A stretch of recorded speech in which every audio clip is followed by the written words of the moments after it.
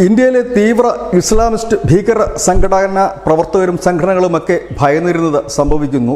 India America സംയുക്ത നീക്കം ഈ ഭീകരതയ്ക്കെതിരെ തുടരാൻ ഉള്ള തീരുമാനം ഇപ്പോൾ ട്രംപും മോദിയും തമ്മിലുള്ള കൂടിക്കാഴ്ചയിൽ ആയിരിക്കുന്നു എന്നുള്ളതാണ്. നേരത്തെ തന്നെ ഇസ്രയേലും ഇത്തരത്തിൽ ഇന്ത്യയുടെ പിന്തുണ നൽകിയിരുന്നു.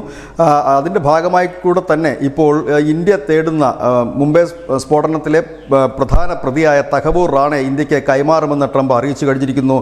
ഒപ്പം തന്നെ USAID ഫണ്ടുകളും മറ്റുമൊക്കെ ഈ തീവ്രവാദ സംഘടനകളിലേക്കാണ് പോയിക്കൊണ്ടിരുന്നതെന്നുള്ള വാർത്തകൾ കഴിഞ്ഞ ദിവസം വന്നിരുന്നു. ലഷ്കർ തോയ്ബ അടക്കമുള്ള ഭീകരർക്ക് ഈ ഫണ്ട് ലഭിച്ചിരുന്നു. കാശ്മീരിൽ പ്രവർത്തിക്കുന്ന ഭീകര സംഘടനകൾക്കും ഈ ഫണ്ട് ലഭിച്ചിരുന്നു. ഈ ഫണ്ടുകളെല്ലാം തന്നെ ട്രംപ് അധികാരമേറ്റുടൻ തന്നെ നിർത്തലാക്കിയിരുന്നു. ഇതുമൊക്കെ ഇതിൻ്റെ ഭാഗമായി തന്നെയാണ്. അത് തീവ്ര ഇസ്ലാമിസ്റ്റുകൾക്കെതിരെ ഇന്ത്യ വർഷങ്ങളായി തന്നെ പോരാടുകയാണ്. ആ പോരാട്ടം ഇനി കടുപ്പിക്കാനുള്ള തീരുമാനം ഇന്ത്യ ഈ അടുത്ത കാലത്ത് എടുത്തിരുന്നു. അതിനിപ്പോൾ ഇസ്രയേലും അമേരിക്കയും അടക്കമുള്ള രാജ്യങ്ങൾ അവരുടെ പിന്തുണ പരസ്യമായി തന്നെ പ്രഖ്യാപിക്കുന്ന ഒരു കൂടിക്കാഴ്ച കൂടിയായിരുന്നു കഴിഞ്ഞ ദിവസം ട്രംപും ഒപ്പം തന്നെ മോദിയും വാഷിംഗ്ടണിൽ നടത്തിയ ചർച്ചകളുടെ അനന്തരഫലം. News desk news India Malayalam.